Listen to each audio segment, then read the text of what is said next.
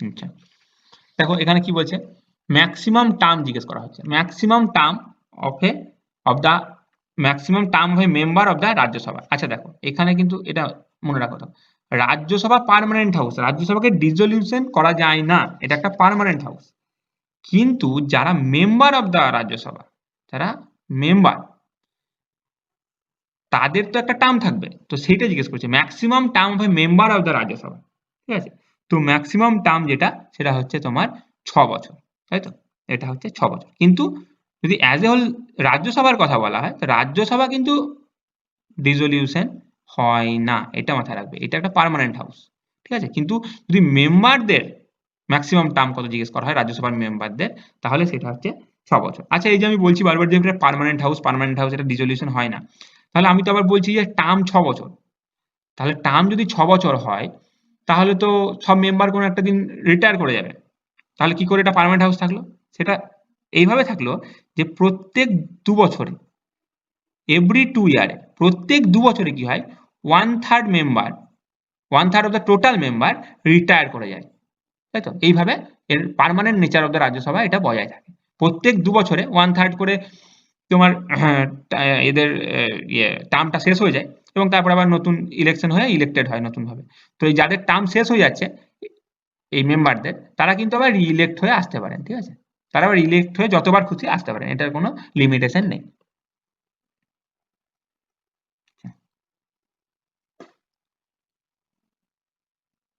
আচ্ছা দেখো, আবার সেম কোশ্চেন এসছে, তো maximum term of a member of the Rajya Sabha is 6 ইয়ার হয়ে যাবে, তাই তো। চলো,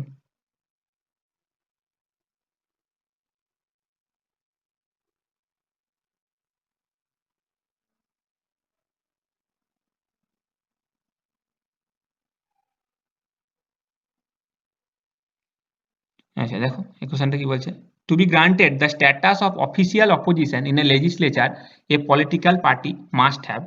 এটা নিশ্চয়ই তোমরা জানো যে কোনো একটা পলিটিক্যাল পার্টিকে যদি অফিসিয়াল অপোজিশনের স্ট্যাটাস পেতে হয়, যদি অফিসিয়াল অপোজিশনের স্ট্যাটাস পেতে হয়, তাহলে তাকে যে টোটাল ইলেক্টেড মেম্বার আছে, যে টোটাল ইলেক্টেড মেম্বার আছে, তার 10% সিট তাকে পেতে হবে, তাই তো। সেটা যদি পায়, তাহলে অফিসিয়ালি অপোজিশন পার্টির তকমা পাবে। তাহলে যদি তুমি লোকসভার ক্ষেত্রে ধরো, লোকসভার তোমার যে মেম্বার, তার যে 10%, তার মানে 1/10, টোটাল যে ইলেক্টেড মেম্বার আসবে লোকসভায়, তার 1/10 মানে 10 ভাগের 1 ভাগ যদি কোনো একটা পার্টি পায়, তাহলে তাকে অপোজিশন পার্টির তকমা দেওয়া হবে, তাই তো। তাহলে অফিসিয়াল অপোজিশন পার্টির তকমা দেওয়া হবে। তাহলে অ্যান্সারটা হয়ে যাবে, to be granted the status of official opposition in a legislature a political party must have at least 10% of the elected member, তাই তো। তার মানে তুমি যদি ধরো, আমি তোমাকে লোকসভার ক্ষেত্রেই বলছি, যদি তুমি লোকসভায় দেখো, তাই তো, যদি তুমি লোকসভায় দেখো, তাহলে লোকসভার যদি তুমি কম্পোজিশন দেখো, তাহলে ম্যাক্সিমাম মেম্বার কত হতে পারে লোকসভায়? ম্যাক্সিমাম মেম্বার হতে পারে তোমার 552, তাই তো, 552। কিন্তু যদি তুমি বর্তমানে দেখো, তাহলে কতজন আছে? 545 মেম্বার আছে, তাই তো, 545 আছে। এই 545 মেম্বার কোথা থেকে আসে? স্টেট প্লাস ইউনিয়ন টেরিটরি থেকে আসে। আর 2জন আসে নমিনেটেড, তাই তো। তার মানে ইলেক্টেড মেম্বার কতজন থাকে? ইলেক্টেড মেম্বার কতজন থাকে? ইলেক্টেড মেম্বার থাকে 543। এই 2জন যে নমিনেট থাকে, এরা হচ্ছে অ্যাংলো ইন্ডিয়ান মেম্বার থাকে, ঠিক আছে, এরা প্রেসিডেন্ট দ্বারা নমিনেটেড হয়। তো 543 জন তোমার ইলেক্টেড থাকে, তাই তো। তো 543-এর যদি তুমি 10% করো বা 1/10 করো, তাহলে হচ্ছে 54.3। তার মানে 55 জন, যদি কোনো একটা পার্টির 55টা মেম্বার থাকে, তাহলে সে অফিসিয়াল অপোজিশনের স্ট্যাটাস পাবে। ঠিক আছে, বুঝতে পেরেছো? চলো, আচ্ছা এই কোশ্চেনটা দেখো, এই কোশ্চেনটা বলছে the ceiling on the election expenditure for the Lok Sabha has been raised from 15 lakh to dash. তো দেখো, এটা তুমি যখন এক্সাম দিতে যাবে, তখন এটা তোমাকে কারেন্ট স্ট্যাটাসটা চেক করে যেতে হবে। বাট 2020-তে এখানে একটা হাইক হয়েছে প্রাইসের, হ্যাঁ, হাইকটা হয়েছে 10% হাইক হয়েছে এই ইলেকশন এক্সপেন্ডিচারে, ঠিক আছে। এই এক্সপেন্ডিচারের হাইকটা কে করেছে? এটা করেছে তোমার ল মিনিস্ট্রি, ঠিক আছে। এই যে সিলিংটা করেছে হচ্ছে ল মিনিস্ট্রি, ঠিক আছে। ল মিনিস্ট্রি বলেছে যে পোল এক্সপেন্ডিচার আছে স্টেট লেজিসলেটিভ অ্যাসেম্বলি যে ইলেকশন বা লোকসভা ইলেকশনে, সেটা 10% হাইক হবে, ঠিক আছে।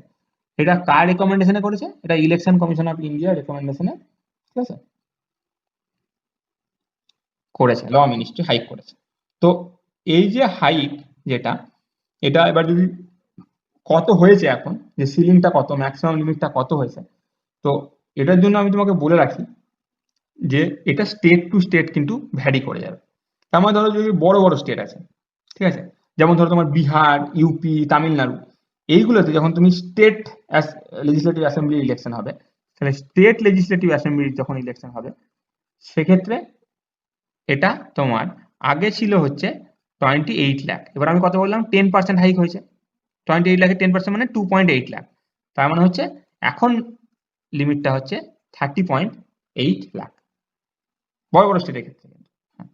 আর যদি তুমি লোকসভার ক্ষেত্রে দেখো, তাহলে এক একজন ক্যান্ডিডেট আগে করতে পারতে হচ্ছে 70 লাখ, তাহলে 10% হাইক হয়েছে, তাই তো, 10% হাইক হয়েছে। 10% হাইক যদি হয় 70 লাখের, তাহলে আরো 7 লাখ এক্সট্রা, তাহলে এখন হয়ে গেছে 70 লাখ, এগুলো 77 লাখ। এগুলো হচ্ছে বড় বড় স্টেটের জন্য যেগুলো বললাম। এবার তোমার যে ছোট ছোট স্টেট গুলো আছে, গোয়া, অরুণাচল প্রদেশ, সিকিম, ঠিক আছে, আর ছোট ছোট যেসব ইউনিয়ন টেরিটরি কিছু কিছু আছে, সেক্ষেত্রে কিন্তু এই যে লোকসভার লিমিটটা বেড়ে কত হয়েছে, এটা 59.4 লাখ হয়েছে, এটা বেড়ে হয়েছে এখন, ঠিক আছে, 2020 সালের অনুযায়ী।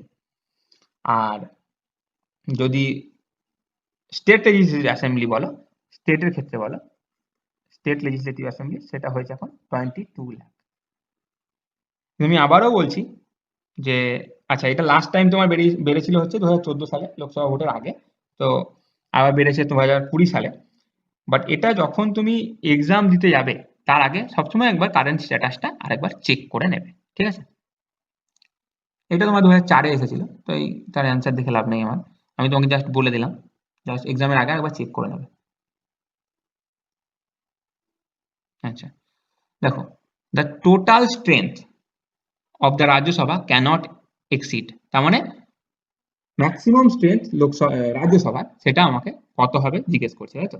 তাহলে ম্যাক্সিমাম স্ট্রেংথ অফ রাজ্যসভা কত, সেটা আমরা জানি 250, তাই তো, 250। কিন্তু বর্তমানে আছে কত, আছে হচ্ছে 245, এটা মাথায় রাখবে, ঠিক আছে, 245। আর ম্যাক্সিমাম হচ্ছে 250 হতে পারে। আর যদি তোমার লোকসভার ক্ষেত্রে জিজ্ঞেস করে, লোকসভার ক্ষেত্রে ম্যাক্সিমাম কত হতে পারে, 552, তাই তো। কিন্তু আছে কত, আছে হচ্ছে 545, তার মধ্যে আবার 543 হচ্ছে ইলেক্টেড, আর দুজন হচ্ছে নমিনেটেড, অ্যাংলো ইন্ডিয়ান কমিউনিটি থেকে প্রেসিডেন্ট নমিনেট করেন, তাই তো, ঠিক আছে। আর এই যে তোমার রাজ্যসভা আছে, রাজ্যসভাতে প্রেসিডেন্ট কতজনকে নমিনেট করতে পারেন, রাজ্যসভাতে প্রেসিডেন্ট নমিনেট করতে পারেন হচ্ছে 12 জনকে, তাই তো, 12 জন নমিনেট থাকবে প্রেসিডেন্টের দ্বারা, ঠিক আছে। আচ্ছা, চলো এবার নেক্সট কোশ্চেন দেখা যাক।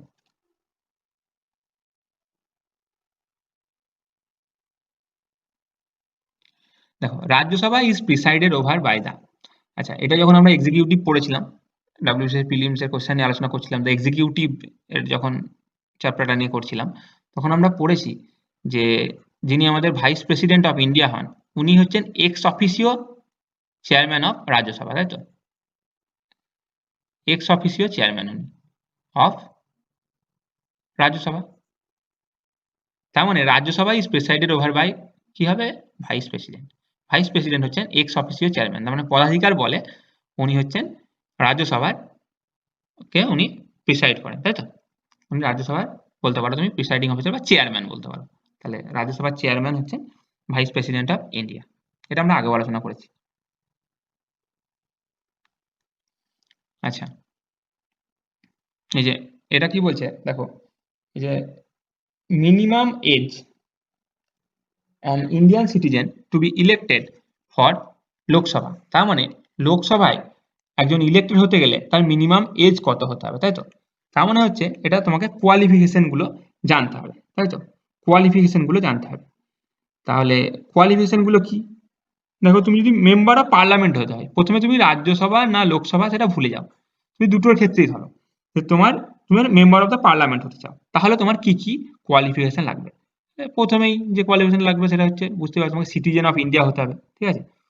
তারপরে যে ওটা আছে তোমার যে ওথ বা ওথ নিতে হবে, যে he must take and subscribe to an oath or affirmation before the person authorised by the Election Commission for this purpose, ঠিক আছে? যে আমি to bear true faith and allegiance to the Constitution of India, ঠিক আছে? এইগুলো তো আছেই। আর যদি বয়সের ক্ষেত্রে দেখো, ঠিক আছে, বয়সটা দেখো, সেইখানে হয়ে যাচ্ছে এই দুটোর পার্থক্য। সেটা হচ্ছে যে রাজ্যসভার ক্ষেত্রে যদি দেখো, তাহলে 30 বছরের কম হওয়া যাবে না, তার মানে 30 বছরের হতে হবে।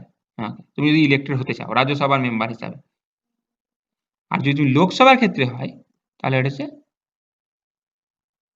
25 বছর হতে হবে, তাই তো? তার মানে 25 বছরের কম হলে হবে না, তার মানে 25 বছর মিনিমাম হতে হবে লোকসভার ক্ষেত্রে। আর রাজ্যসভার ক্ষেত্রে 30 বছর কম হলে হবে না, তার মানে হচ্ছে মিনিমাম 30 বছর হতে হবে তোমাকে। তুমি যদি মেম্বার অফ দ্য লোকসভা হতে চাও তাহলে 25 বছর হতে হবে, মেম্বার অফ রাজ্যসভা হতে চাও তাহলে 30 বছর হতে হবে তোমার বয়স। তাই minimum as an Indian citizen two B elected for Lok Sabha, তাই লোকসভার ক্ষেত্রে যদি হয়ে যায় তাহলে অ্যান্সারটা হয়ে যাবে তোমার 25 বছর। আর রাজ্যসভা হলে তোমার হয়ে যাবে 30 বছর, ঠিক আছে? চলো নেক্সট কোশ্চেন। আচ্ছা, দেখো, ফার্স্ট স্পিকার অফ লোকসভা হচ্ছে জি.ভি. মাভলাঙ্কার, ঠিক আছে? গণেশ বাসুদেব মাভলাঙ্কার। আচ্ছা, ফার্স্ট স্পিকার জিজ্ঞেস করেছে, তো ফার্স্ট প্রেসিডেন্ট যদি জিজ্ঞেস করে তোমরা সবাই জানো ডক্টর রাজেন্দ্র প্রসাদ। ফার্স্ট তোমার যদি বলেন ভাইস প্রেসিডেন্ট কে ছিলেন, তাহলে হচ্ছে ডক্টর সর্বপল্লী রাধাকৃষ্ণন, তাই তো? ফার্স্ট প্রাইম মিনিস্টার হলে জওহরলাল নেহরুজি, ঠিক আছে? চলো,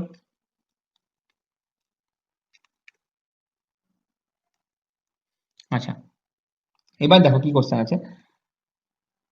রাজ্যসভা নিয়ে একটা কোশ্চেন করেছে, যে Rajya Sabha does control the council of ministers, approves the action of the minister, আর বলছে does not control the council of minister, তাই তো? এখানে অ্যান্সারটা কি হবে? আচ্ছা দেখো, একটা কথা বলছি যে রাজ্যসভা এ কিন্তু কাউন্সিল অফ যে মিনিস্টার আছে, কাউন্সিল অফ মিনিস্টারকে রিমুভ করতে পারে না। রিমুভ করতে পারে কি? রিমুভ করতে পারে না, রিমুভ করতে পারে না। কিভাবে রিমুভ করতে পারে না? নো কনফিডেন্স মোশন দিয়ে কিন্তু রিমুভ করতে পারে না। তার কারণ কি? কারণ হচ্ছে কাউন্সিল অফ মিনিস্টার আমরা আগেই পড়েছি যে কালেকটিভলি রেসপন্সিবল টু কি? কালেকটিভলি রেসপন্সিবল টু হচ্ছে লোকসভা, তাই তো? তাহলে রাজ্যসভার কি ক্ষমতা আছে? রাজ্যসভা রিমুভ করতে পারে না কাউন্সিল অফ মিনিস্টারকে, কারণ যদি অ্যাজ এ হোল দেখো, কালেকটিভলি দেখো, তাহলে এই যে কাউন্সিল অফ মিনিস্টার আছে, কাউন্সিল অফ মিনিস্টার তো কালেকটিভলি রেসপন্সিবল টু তোমার হয়ে যাচ্ছে লোকসভা, তাই তো? এরা কিন্তু রাজ্যসভায় কিন্তু তোমার রেসপন্সিবল, কালেকটিভলি রেসপন্সিবল নয়, তাই তো? এই যে council of minister shall be collectively responsible to the Lok Sabha, এটা তোমার আর্টিকেল কত? এটা আমরা আগে আলোচনা করেছি এক্সিকিউটিভে, এটা হচ্ছে আর্টিকেল 75 ক্লজ 3, তাই তো? আচ্ছা, তাহলে রাজ্যসভার কি কাজ? এই রাজ্যসভার কাজ হচ্ছে it can discuss, it can discuss, it can criticise, হ্যাঁ, ডিসকাস ক্রিটিসাইজ কি না, তো গভর্নমেন্টের যে পলিসি, গভর্নমেন্টের যে অ্যাক্টিভিটি, এইগুলো নিয়ে ডিসকাস করতে পারে, ক্রিটিসাইজ করতে পারে, তাই তো? তাহলে যদি এই কোশ্চেনটা দেখো যে রাজ্যসভা কি করে, তাহলে অ্যান্সারটা হয়ে যাবে only discuss about the ministers, ঠিক আছে? চলো,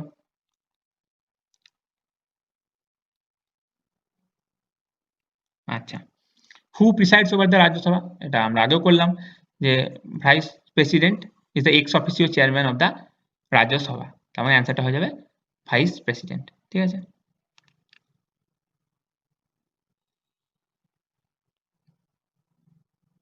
আচ্ছা, the speaker of the Lok Sabha is, এটা সবসময় তুমি যে বর্তমান স্পিকার থাকবে সেই স্পিকারের নামটা পরীক্ষায় যাওয়ার আগে একবার চেক করে যাবে, ঠিক আছে?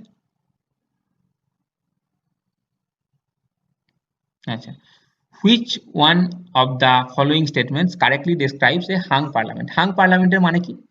হাং পার্লামেন্টের মানে দেখো, এটা তো সোজা, এটা তোমরা সবাই জানো, এটা হচ্ছে a parliament in which no party has a clear majority. মানে কোনো একটা পার্টির ক্লিয়ার মেজরিটি নেই, মানে কোনো পার্টি গভর্নমেন্ট ফর্ম করার মতো অবস্থায় নেই, এরকম পজিশনে যদি একটা পজিশন তৈরি হয় তাহলে সেটাকে বলছি আমরা হাং পার্লামেন্ট, তাই তো? যে parliament in which no party has a clear majority, কোনো পার্টিরই গভর্নমেন্ট ফর্ম করার জন্য লোকসভাতে মেজরিটি নেই, ঠিক আছে? এটাই হচ্ছে হাং পার্লামেন্ট। চলো দেখো এই কোশ্চেনটা, in which house of the parliament the presiding officer is not the member of the house. দেখো এটাকে ঘুরিয়ে কোশ্চেনটা করেছে, যে আমরা এতক্ষণ ধরে পড়ছিলাম যে রাজ্যসভার যিনি প্রিসাইডিং অফিসার তিনি কে, ভাইস প্রেসিডেন্ট, উনি পদাধিকার বলে, he is the x official chairman of the Rajya Sabha, তার মানে উনি রাজ্যসভার মেম্বার নন, উনি হচ্ছেন ভাইস প্রেসিডেন্ট। তাহলে কোশ্চেন থাকে, in which house of the parliament the presiding officer is not a member of the house. তার রাজ্যসভার যিনি প্রিসাইডিং অফিসার তিনি ভাইস প্রেসিডেন্ট অফ ইন্ডিয়া, তিনি তো ওই হাউসের মেম্বার নন, উনি তো রাজ্যসভার মেম্বার নন। তাহলে অ্যান্সারটা হয়ে যাবে যে ভাইস প্রেসিডেন্ট, মানে কোন হাউসের বললে অ্যান্সারটা হয়ে যাবে রাজ্যসভা, তাই তো? দেখো কোশ্চেনটা ঘুরিয়ে করেছে আর কিছু না। আচ্ছা এরপরে দেখো কোশ্চেনটা, দেখো কি বলছে, এ মানি বিল ক্যান অরিজিনেট। দেখো মানি বিল নিয়ে আমরা আগেও যখন সম্ভবত আমরা এক্সিকিউটিভ পড়ছিলাম তখন আমরা আলোচনা করেছি যে মানি বিল ক্যান অরিজিনেট, এই মানি বিল অরিজিনেট কোথায় হতে পারে? তো অ্যান্সারটা তোমরা জানো যে অনলি ইন লোকসভা। তার মানে মানি বিলটাকে আমরা ইন্ট্রোডিউস করতে পারি অনলি ইন লোকসভা, রাজ্যসভাতে আমরা ইন্ট্রোডিউস করতে পারি না। এই যে লোকসভাতে ইন্ট্রোডিউস করব, এর জন্য কিন্তু একটা কন্ডিশন আছে, এটা হচ্ছে প্রেসিডেন্টের প্রায়র রেকমেন্ডেশন কিন্তু লাগবে, ঠিক আছে? মানি বিল নিয়ে আমরা অনেক কিছু আলোচনা করেছি, আমরা এক্সিকিউটিভের যে ডাব্লিউবিসিএস প্রিলিমস এর আলোচনা করেছি এক্সিকিউটিভ নিয়ে, সেখানে তো আমি এখানে বেশি ডিটেলসে যাচ্ছি না। তো বাট অ্যান্সারটা হয়ে যাবে money bill can originate only in Lok Sabha with the prior recommendation of the President, ঠিক আছে? চলো